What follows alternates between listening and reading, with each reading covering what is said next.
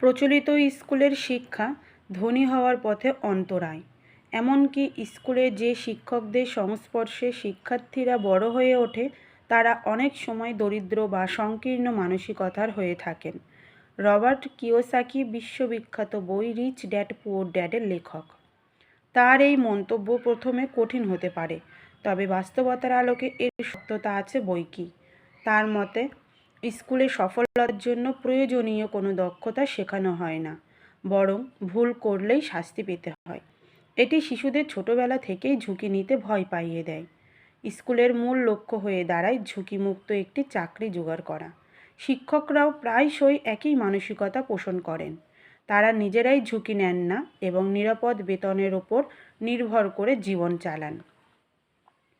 ফলস্বরূপ শিক্ষার্থীরা জীবনের গুরুত্বপূর্ণ একটি সময় এই শিক্ষকদের অধীনে কাটিয়ে দেয় এবং অর্থ উপার্জন বা বিনিয়োগের ব্যাপারে সংকীর্ণ দৃষ্টিভঙ্গি গড়ে তোলে।